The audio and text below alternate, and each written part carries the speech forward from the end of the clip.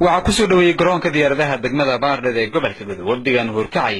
taliyaha cusub ee qaybta 43 ee ciidamada xoogga dalka ee deegaanada Jubbooyinka Sarreeye Guuto Cali Maxamuud Wogmadow saraakiisha ciidamada guutada tobnaad مسؤولين كترسن جبلان مسؤولين تمامل كقبل كجدو كان دقمة باردة يسدو كلا قيبها كردونا برشة الرئيتك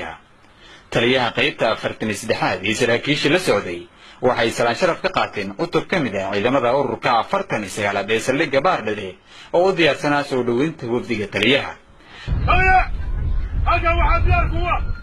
روح كما شرفه كترسن هذا قدامك الصوماليين قيبتها فرتن استدحاد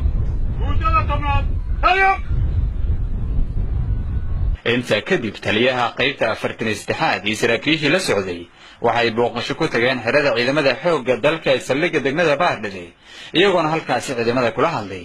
gaashaan la sareeyay Maxamed Cadow Cali Sanka taliyaha guutada tobnaad qaybta 43 ee ciidamada xoogga dalka ee gobolka Galmudug ayaa wafdiga taliyaha ku soo dhaweeyay xirada ciidanka isagoona taliyaha qaybta ugu warbixiyay xaaladda ay ku sugan yihiin ciidamada ciidankaana si fiigiisa iyo maxaa la oran jiray geesinimadiisa iyo disciplinkiisa iyo tababarkiisa iyo waxtarkiisa runtii la arkay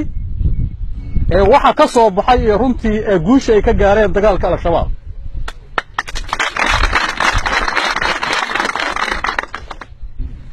inta kadib taliyuhu waxyaabaha loo baahan yahay oo ciidanka uu baahan yahay oo nooc kasta ah oo aad tabaysaan oo maskaxdiina ka guuxayso ayadoo oral ah iyo ayadoo qoraal ah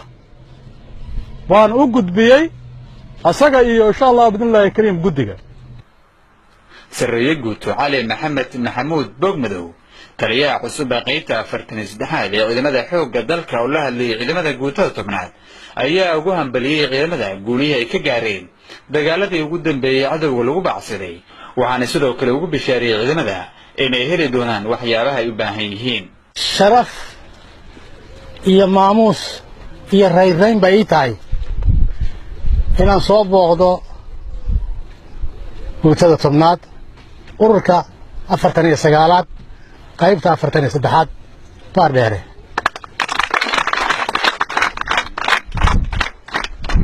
warkiina waan hayaa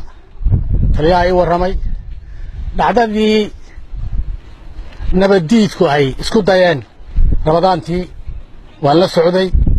sidoo kale waa ka hambalyeynaya mar labaad iyo mar saddexaad inaan idin imaado la joogo oo hawlgalka idin la qaybsado oo farxa iyo wanaag iyo guusha aan la qaybsado oo dhibta aan la qaybsado oo haday naxdin timaadaan la naxo oo haduu qosol jiro aan la qoso taasaan joogaa taasaan ku tala jiraa sidii uu taliyihiin u sheegay baahi badan baa jirta oo anigaba ii muuqata haday direys tahay haday kabii tahay haday hub tahay haday gaadi tahay haday daawadii tahay alaale iyo wixii ciidanku u baahnaa oo dhan waxba dhiman laakiin haddii aanu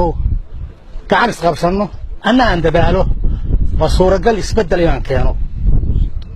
ama aynu wada keennaba anoo isku halayn qaba ah dawladdaas suuban aynu leenahay Umar Cabdi Ahmed